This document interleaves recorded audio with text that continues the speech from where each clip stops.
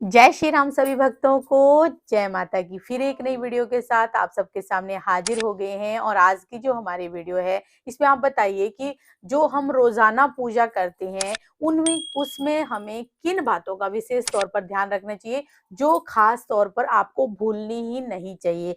तो हमारे साथ अंत तक बने रहिए, तभी आपको सारी वीडियो समझ में आती है। अगर वीडियो अच्छी लगती है तो लाइक करें, शेयर करें, कमेंट करें। और अगर चैनल पे पहली बार ही देख रहे हैं तो चैनल को भी जरूर सब्सक्राइब करें। साथ में बेल आइकन है उसको प्रेस करें, ताकि आने वाली हर एक वीडियो की नोटिफिकेशन सबसे पहले ही आपके फोन में पहुंच जाए। चलिए शुरू करते हैं आज की वीडियो। जय श्री राम।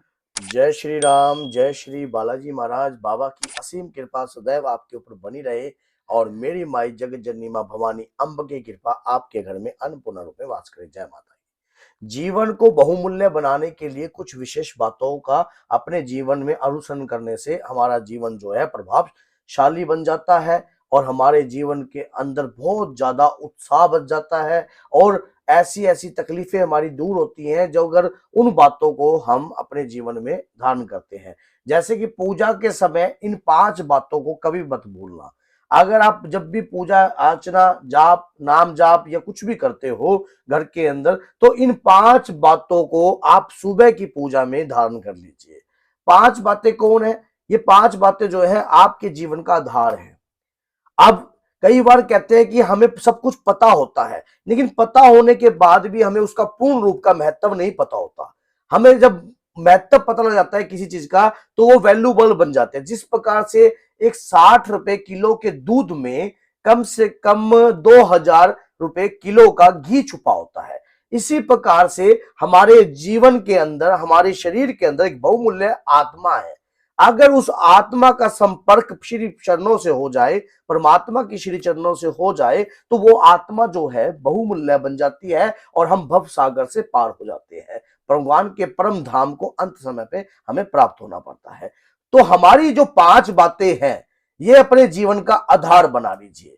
क्या? सबसे पहले जब भी आप पूजा करते हो, एक जल का लोटा जो है आपको अपनी पूजा में रखना चाहिए जरूर, तांबे का लोटा। और उस लोटे को डेली मांजना चाहिए आपको। उस तांबे के लोटे में थोड़ा सा आपने गुड़ डालना है और जब आपकी पूजा पूर्ण हो जाए तब सूर्य को अर्घ देना है। याद रखना, सूर्य को अर्घ देने के लिए कुछ ऐसे नियम जरूरी होते हैं।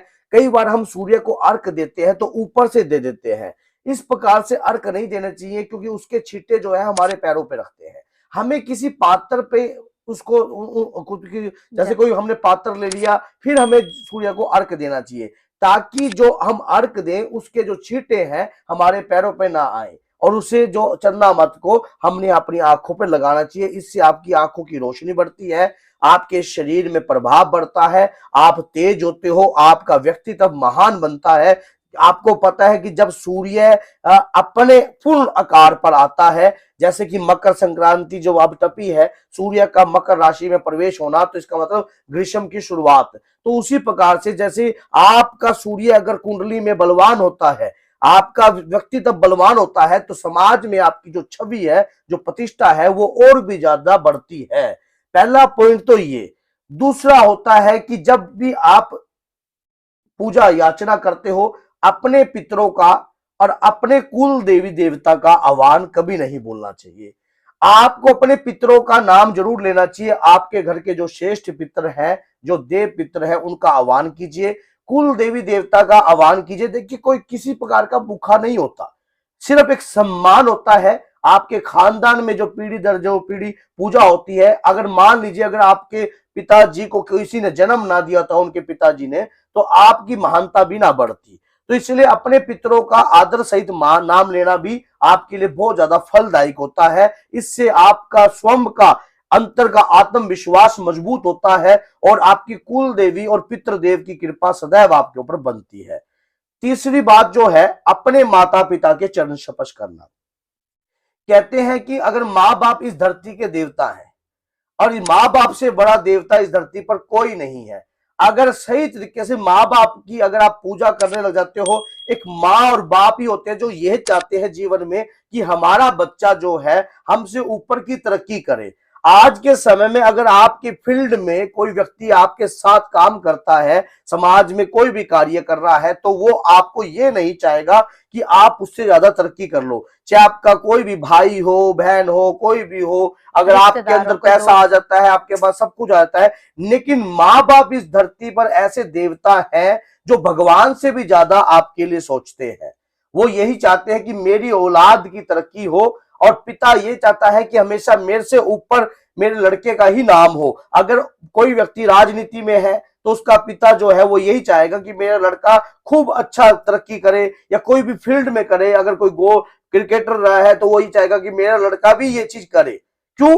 ये माँ बाप का एक स्नेह होता है। ये ऐसी जादू की छड़ी है, इनके चरण स्पर्श कर कर, इनके चरणों की धूल अगर हम अपने मस्तक पर डेली लगा रहे हैं। अब कई व्यक्ति सोचते हैं कि अगर माँ बाप नहीं है, अकेली माँ है, तो माँ के कीजिए। अगर माँ बाप दोनों है तो दोनों के चरण स्पर्श अपने जीवन में दोनों के करने चाहिए आपको। इससे आपको खूब तरक्की मिलेगी, खूब प्रभावशाली होगे। आपको साथ अगर कोई अनहोनी भी होनी होगी वो तो भी भी टल आपका जाएगी। जो है वो सब कुछ टल जाएगी। टल जाएगी। फिर उसके बाद चौथा जो है, अपने इष्ट का भोग। अपने अपने इष्ट का भोग, जिस प्रकार से हम मान लो भोजन बनाते खाते हैं, हम जब पूजा याचना करते हैं तो हम 3 टाइम खाते हैं। अगर आप मगन होकर अपने, अगर आपका मन करता है भक्ति की राह पे हो, तो आप स्वयं अपने हाथों से कोई भी अपने इष्ट के लिए भोजन तैयार कीजिए, अपने इष्ट को भोजन अर्पण कीजिए। उसके बाद डेली आप भोग लगाइए, और भोग आप चाहे थोड़ा थोड़ा भोग लगाइए। उससे क्या होता है, जो कोई खाने का भूखा नहीं होता। अगर घर में आप अपने कोई हनुमान जी की पूजा कर रहे हो, माँ दुर्गा की पूजा कर रहे हो, कान्हा जी की पूजा कर रहे हो, वो खाने के भूखे नहीं है, सिर्फ आदर और भाव के भूखे हैं। खाना तो आपने ही है। वो तो अगर आप कुछ भी अब घर में बना रहे हो तो पहले प्रभु के श्री चरणों में उस भोग का अर्पण कीजिए।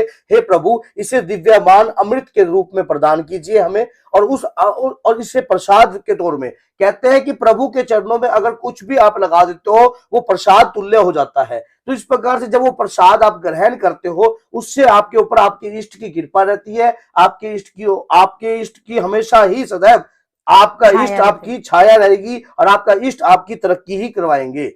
आप इष्ट का मतलब क्या है, हमने एक वीडियो बना रखी है कि इष्ट का मतलब क्या होता है। पांचवा यह होता है कि तुलसी। अगर तुलसी पे आप दीप दान दे रहे हो तो बहुत ज्यादा प्रभाव होता है। आपके पास धन की कमी नहीं रहती। आपकी गृहिणी जो है हमेशा, मान लो गृहिणी के ऊपर कोई दिक्कत नहीं होती, पत्नी के ऊपर। और अब जब पत्नी घर में स्वस्थ होगी तो आपको खाना भी स्वस्थ मिलेगा। अगर पत्नी घर में बीमार हो गई, या कहीं ना कहीं आपकी लक्ष्मी जो है बंधन में आ गई, तो उस पर भी ज्यादा परेशानी होगी। और तुलसी पे दीप दान देने से माँ तुलसी की कृपा आपके परिवार पर सदैव बनी रहती है, और उनकी छाया भी आपके घर में हमेशा वास करती है। तो बोलिए जय माता की, जय श्री राम, जय श्री बालाजी महाराज। इन 5 बातों को आप अपने जीवन में धारण कर लीजिए, आप खूब तरक्की करोगे। जय माता।